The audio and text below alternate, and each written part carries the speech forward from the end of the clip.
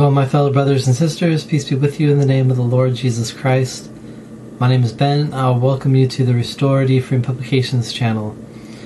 Today we're going to continue talking about Living the United Order. This is the 13th video for the Living the United Order series. If you are new here, I highly recommend that you watch the previous Living the United Order videos, which you can find in a playlist on my YouTube and YouTube channels. If you're on BitChute, I'm not able to have a playlist for it, but you can scroll through my videos and you'll see in the description at the very top something saying like first Living the United Order video 1 through 13, and so it could be easily found if you want to stay on BitChute. Now today we're going to talk about the first Nephite United Order. Now, for the Nephites, I am dividing it into two groupings, which we'll talk about at two different times. This time we're going to talk about what I believe is to be the first signs of the United Order among the Nephites. But we also have to remember that they were living under the law of Moses, which does not require the United Order in full, but the law of Moses has a lot of things that help point towards the United Order. And so we have to see these things. It's either that they were trying to prepare themselves to live the gospel by living some type of United Order, or we're just seeing remnants of the law of Moses, and that they were really trying to live those things.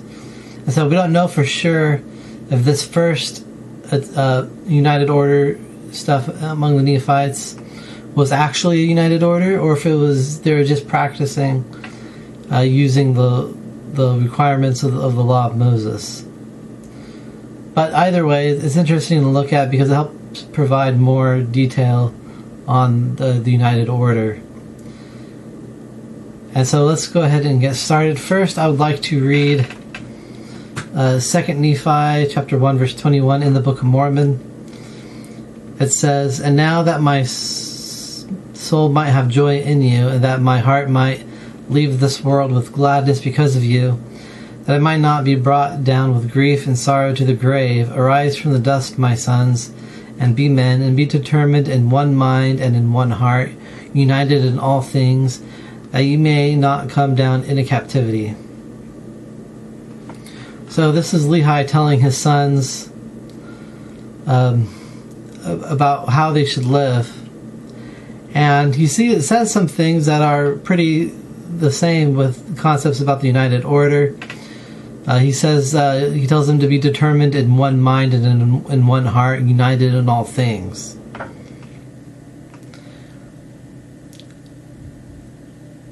And so it sounds from this that Lehi was trying to live some family version of United Order among their families, where they were united in all things. And if they're united in all things, then that means that they had to be united temporally as well as spiritually.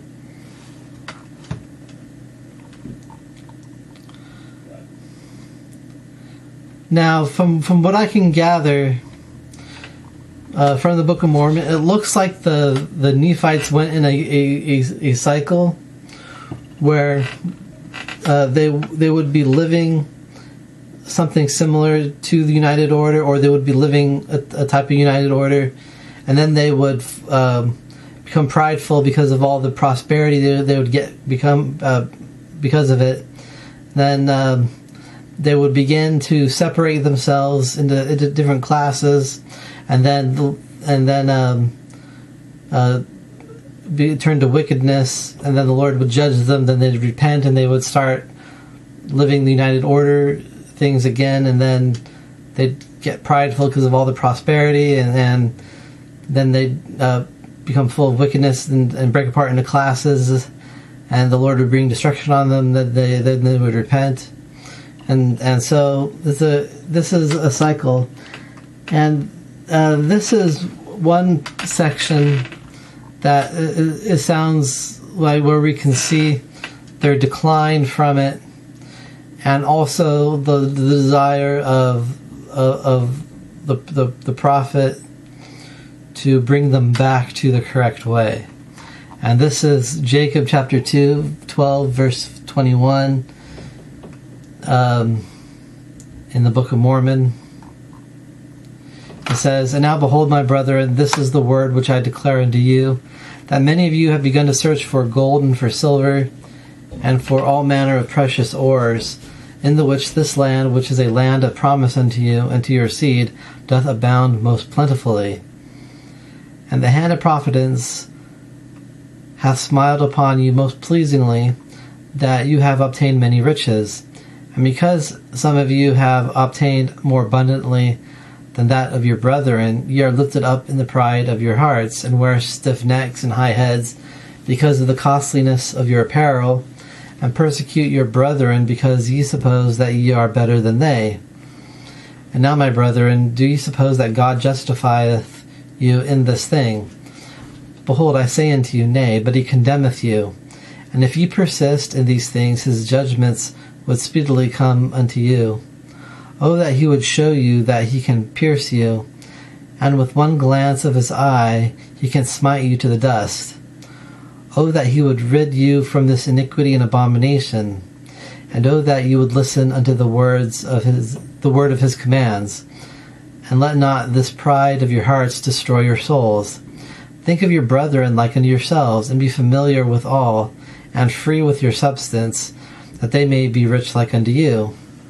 But before ye seek for riches, seek ye for the kingdom of God. And after ye have obtained a hope in Christ, ye shall obtain riches, if ye seek them. And ye will seek them for the intent to do good, to clothe the naked, and to feed the hungry, and to liberate the captive, and administer relief to the sick and the afflicted. Now, my brethren, I have spoken unto you concerning pride, and those of you which have afflicted your neighbor and persecuted him, because ye were proud in your hearts of the things which God hath given you. What say ye of it? Do ye not suppose that such things are abominable unto him who created all flesh? And the one being is as precious in his sight as the other, and all flesh is of the dust. And for the selfsame end hath he created them, that they should keep his commandments and glorify him forever." So in here, at the beginning, we see that they began searching for riches, and they were able to obtain them by the blessing of God.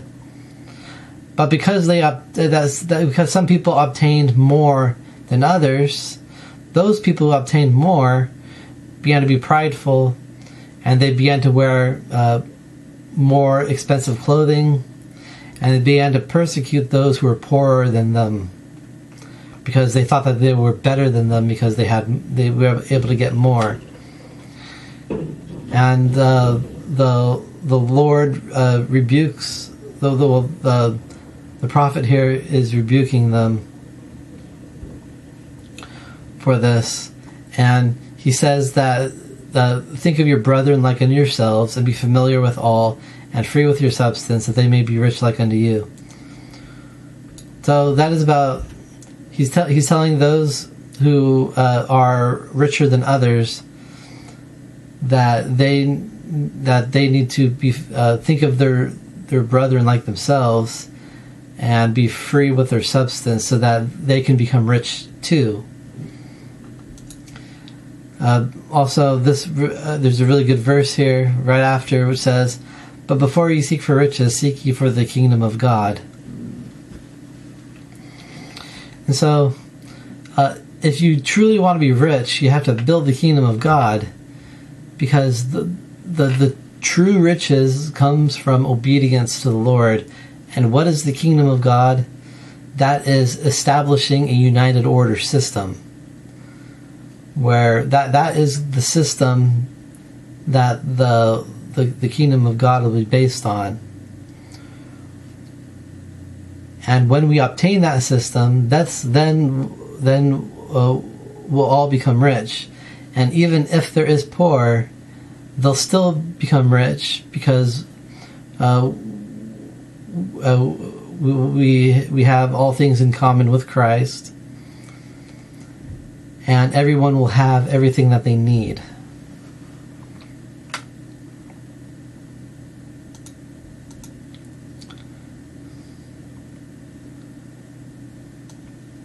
And so again, this sounds like that they're having some form of united order, or they're preparing for it by being obedient to the law of Moses.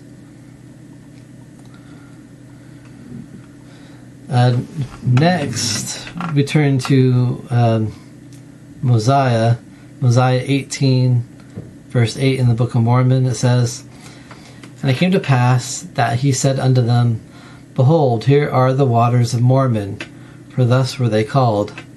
And now, as ye are desirous to come into the fold of God, and to be called his people, and are willing to bear one another's burdens, that they may be light." So what we see here,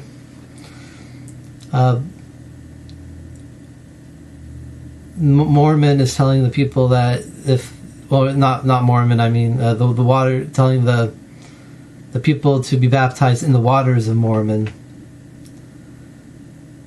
And this is Alma speaking. And at the end, he says, if willing to bear one another's burdens, that they may be light. This is also a concept that is stressed in the United Order, where we all share each other's burdens, that they become light. And what are burdens? These are our basic needs. We work together to provide for what we all need together.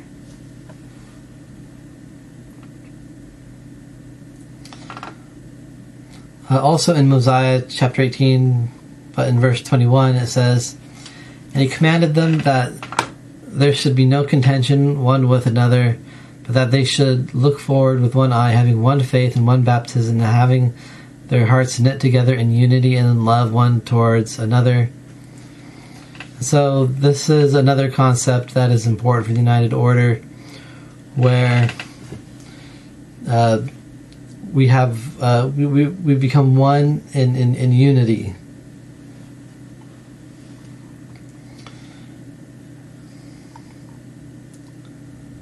And then also in Mosiah chapter 18, verse 27 through 29 in the Book of Mormon, it says, "And again Alma commanded that the people of the church should impart of their substance, every one according to that which he had. If he have more abundantly, he should impart more abundantly. And of him that had but little should be required, and to him that had not should be given. And thus they should impart of their substance of their own free will, and good desires towards God, and to those priests that stood in need, yea, and to every needy naked soul. And this he said unto them, having been commanded of God, and they did walk uprightly before God, imparting to one another both temporally and spiritually, according to their needs and their wants." So Alma had a group of people, and they were commanded by God to impart to one another both temporally and spiritually according to their needs and their wants. And that if a person has more, they need to give more. But if a person has less, then they are required to give less. And then in doing this, they take care of everybody's needs, and also are able to take care of everybody's wants, presumably within reason.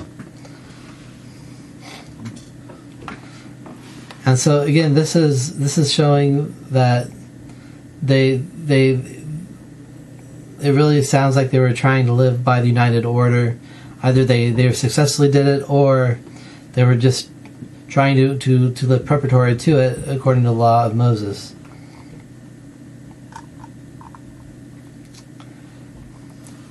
And I think that passage was probably the most convincing, especially about giving according to people's needs and wants.